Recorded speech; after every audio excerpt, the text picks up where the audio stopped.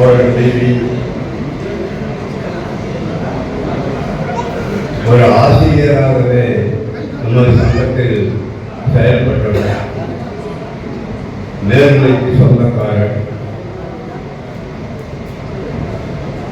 ஒழுக்கமானவர், உறுதியானவர், போராட்ட காலத்தில் நின்று போராடி எல்லா வகையிலும் பாராட்டப்படக்கூடிய ஒரு சிறந்த தோழர். அவருடைய வாழ்க்கை வரலாறு என்பது அவருடைய சாதாரண ஏழை குடும்பத்திலே பிறந்தவர், நன்றாக படிக்கக்கூடியவர், படித்தார். ஆனால் படிப்பை தொடர முடியவில்லை. அப்பா இறந்து விட்டார், வருமானம் இல்லை, குடும்பத்தை வாட்டம் குடும்பத்தை சூழ்ந்தது. எனவே படிப்பை தொடர முடியவில்லை. வாழதான் வழியை தேடினார். அங்கும் இங்குமாக பல்வேறு பணிகளை செய்தார். கிடைத்த வேலையை கிடைக்கிற போது செய்து தன்னுடைய வாழ்க்கையை தொடர ஆரம்பித்தார். அந்த காலகட்டத்தில் தான் 1975ஆம் ஆண்டு இந்த போக்குவரத்து கழகத்திலே அவர் பணிக்கு சேர்ந்தார். 21/9/1977 அவர் வேலைக்கு சேர்ந்தார். அவர் வேலைக்கு சேர்ந்த அந்த காலம் ஒரு கடுமையான பெரிய ஒரு போராட்டத்தை நாம் நடத்தி கொண்டிருக்கிற ஒரு காலம். ஜப்பான் கிட்ட எதிர்ப்பு போராட்டம். அந்த சீசன்ல வேலை வர அந்த போராட்டம் எதிராக மாத சம்பளம் 160 ரூபாய், டிரைவருக்கு 160, கண்டக்டருக்கு 160, இளைஞருக்கு 160, எல்லாருக்கும் ஒரு மாதத்துக்கு 160 தான்.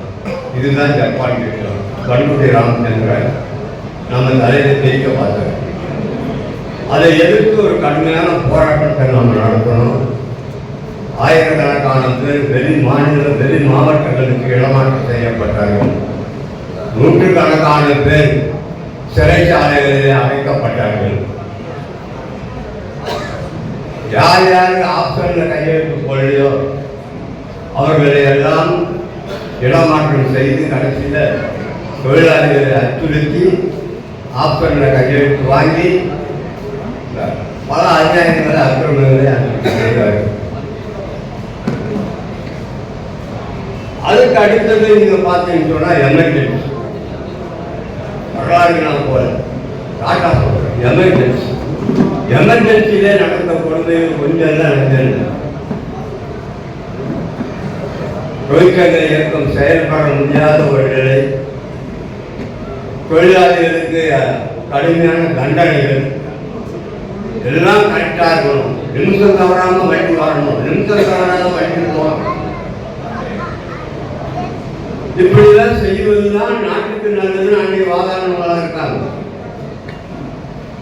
நம்முடைய போனஸை பறித்தார்கள், எல்லா அக்கிரமத்தையும் அநியாயத்தையும் செஞ்சாங்க. எமர்ஜென்சியில இந்த கொடுமைகளை எதிர்த்து நாம போராடணும். நம்முடைய தலைவர்கள் எல்லாம் தலைவர் வாழ்க்கை, எல்லாரும் மேலேயும் வாரண்ட், ஏஎஸ் மேலே வாரண்ட், பிபிசி மேலே வாரண்ட், தலைவர் வாழ்க்கை.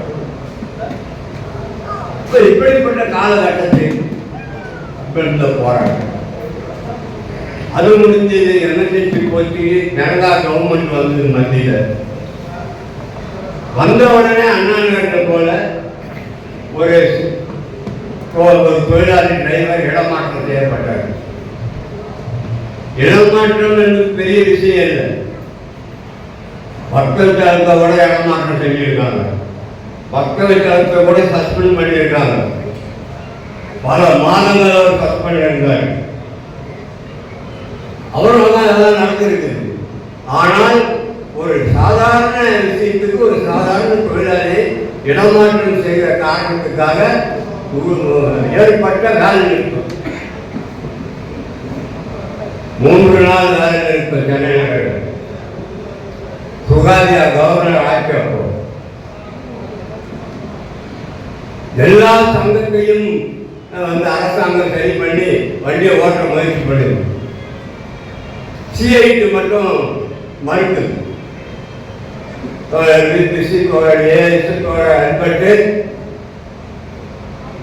அவங்கெல்லாம் இன்னைக்கு நம்மளோட அன்பர்களா இருக்காரு.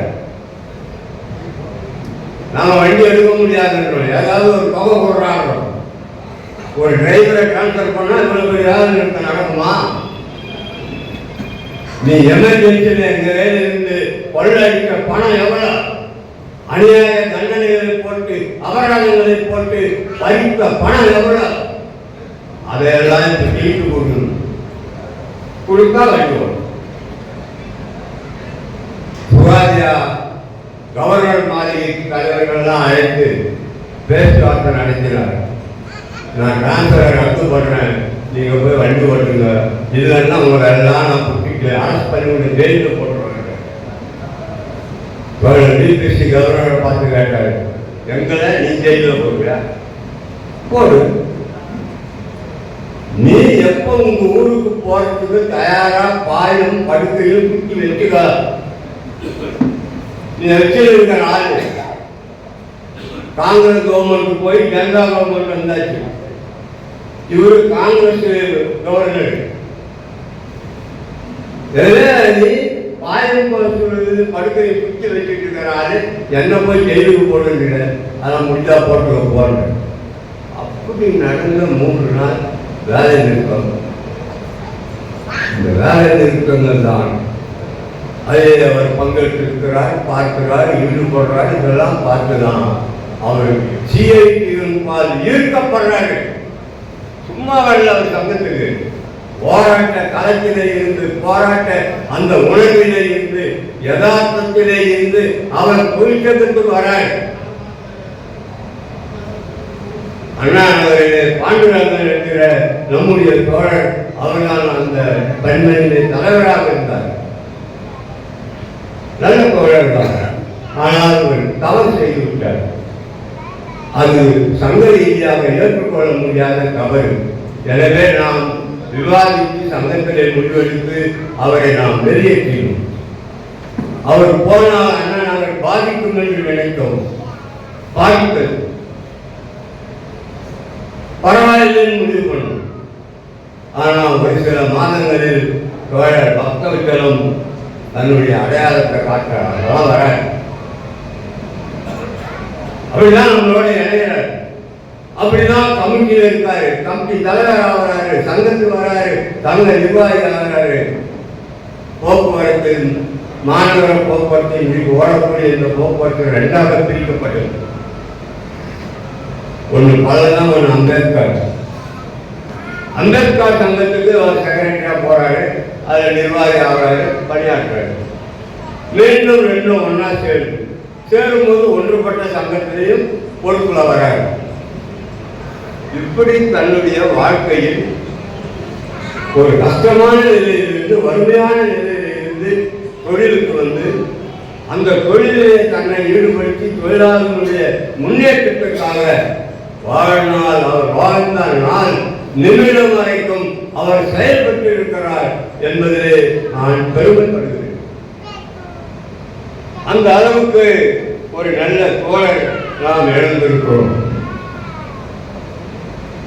இந்த நிகழ்ச்சியிலே நான் நீண்ட நேரம் பேச விரும்பவில்லை, முடித்துக் கொள்கிறேன். தலைவர்கள் பேச வேண்டும். பக்தவிச்சலத்துக்கு நாம் செலுத்தக்கூடிய இந்த அஞ்சலி, பக்தவிச்சலத்துக்கு நாம் செலுத்தக்கூடிய இந்த பாராட்டு, இது அவருக்கு உண்மையிலேயே அந்த பக்தவிச்சலத்தை சென்று அடைய வேண்டும் என்றால் நம்முடைய அமைப்பிலே, நம்முடைய சங்கத்திலே 100கணக்கான பக்தவிச்சலங்கள் உருவாக வேண்டும். அதுதான் பக்தவிச்சலத்துக்கு நாம் செலுத்தக்கூடிய அஞ்சலி, பாராட்டு. அந்த திசை வழியிலே நமது சங்கத்தை முன்னெடுத்து செல்வோம், மேலும் மேலும் முன்னேறுவோம் என்று எடுத்துச் சொல்லி அவரை இழந்து நிற்கக்கூடிய அந்த குடும்பத்துக்கு நம்முடைய பேராதரவை தெரிவித்து என்னுடைய உரையை நிறைவு செய்கிறேன். நன்றி, வணக்கம்.